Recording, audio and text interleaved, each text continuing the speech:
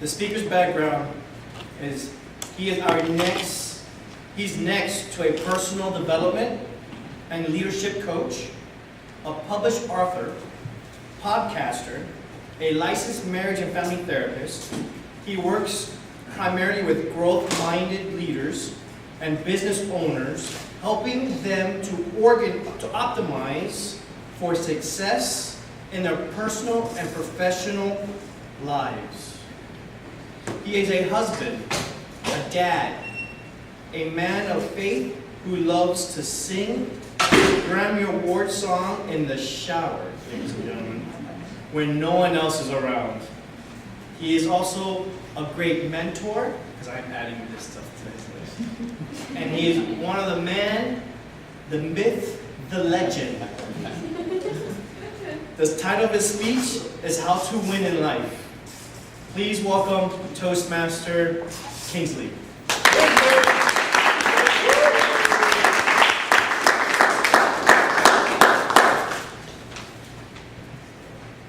How many of you have ever been angry?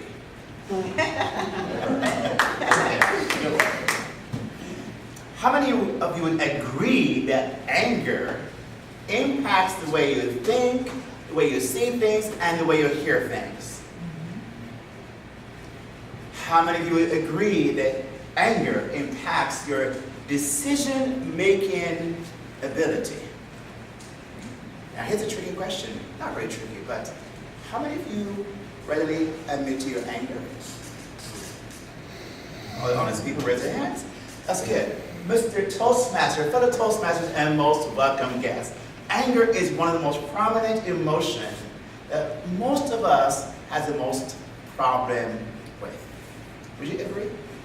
It's the one that whenever it happens to us, or we're hijacked by that, causes us to do things and say things that we regret later.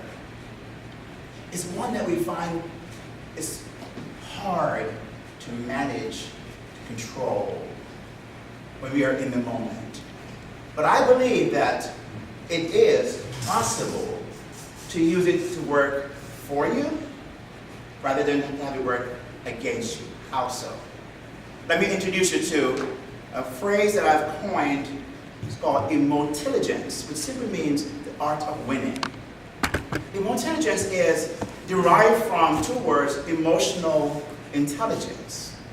And emotional intelligence is simply the ability to be aware of your emotions and the emotions of others in the moment and use that information to manage yourself and manage your relationships. I believe that every single one of us can adapt to emotional intelligence where it works for us. And here are 3 reasons why I believe that. The first reason is that it makes us better at relationships.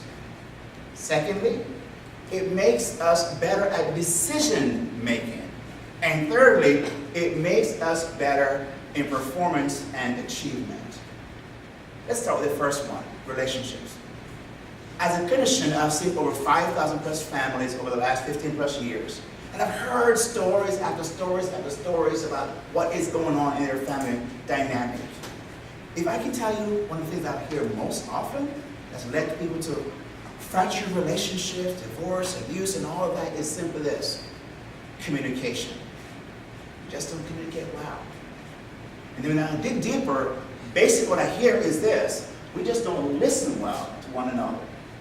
We don't have self-control, and simply we just don't have empathy. Those 3 things. Now, this is something that can happen to all of us in our lives. None of us are immune to have anger hijack and derail us. Just recently, I had a situation with my nephew. We were on the phone about an issue, and I was trying to help him work through the issue, but he began to become almost, in my mind, passive aggressive. There's something began to rile up within me. And I felt it coming on. Have you ever, when you're about to get angry, feel that you know something's about to happen to you, right? you sense it happening. We all have that thing. For me, the back of my head.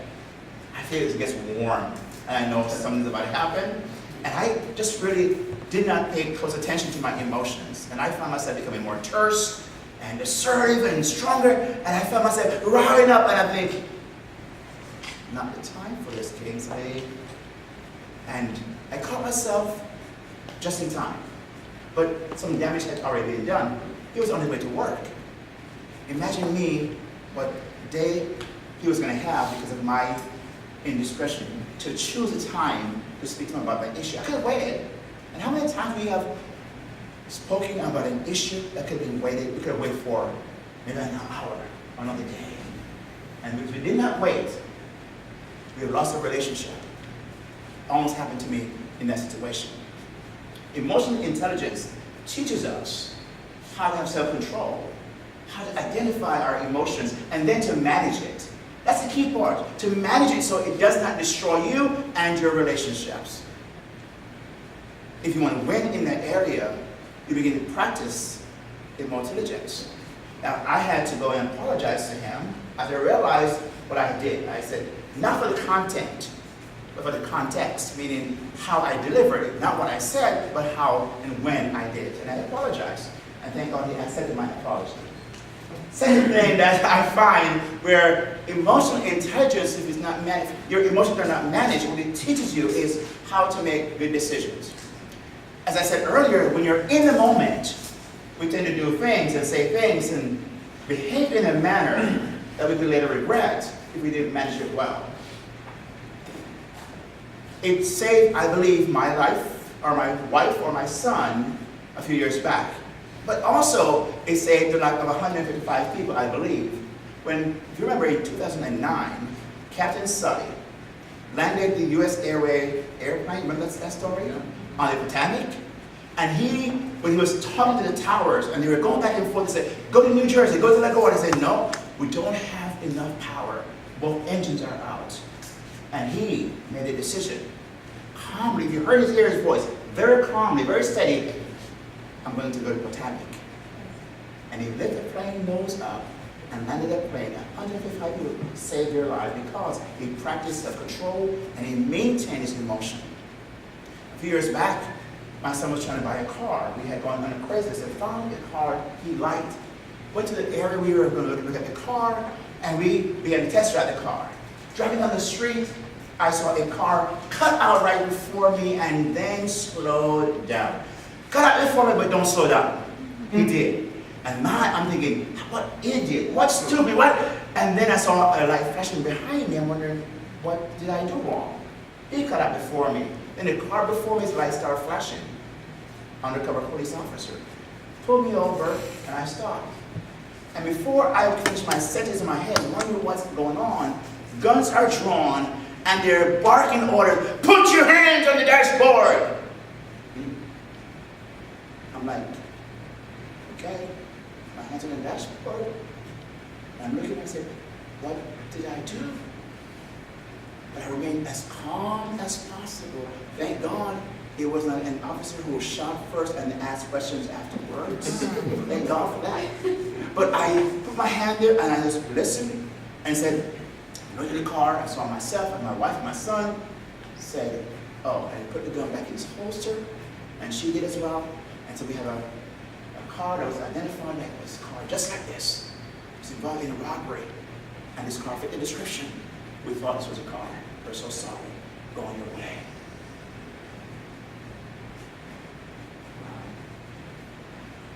What if I had acted out in another way? Maybe I would not be here telling this story today. Emotional intelligence. And lastly, performance and achievement. A French pharmaceutical company, Sanofi Aventis, in 2003, put their sales rep, 40 of them, through emotional intelligence training. And after they were trained, and they compared the numbers, they rose their sales by 12% against their counterparts, which equals $55,000 per month per person, and it was $2.2 million per month the company made because 40 people went through emotional intelligence training.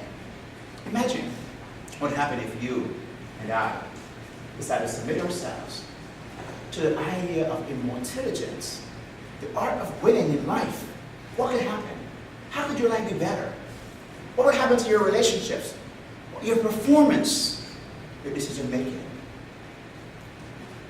Your life, my life will be transformed. And not only that, society will be much better because of that. You need to know more about that. Dig into it and maybe talk to me. I believe every single one of us can practice the art of immortality, winning at life. Mr. Toastmaster.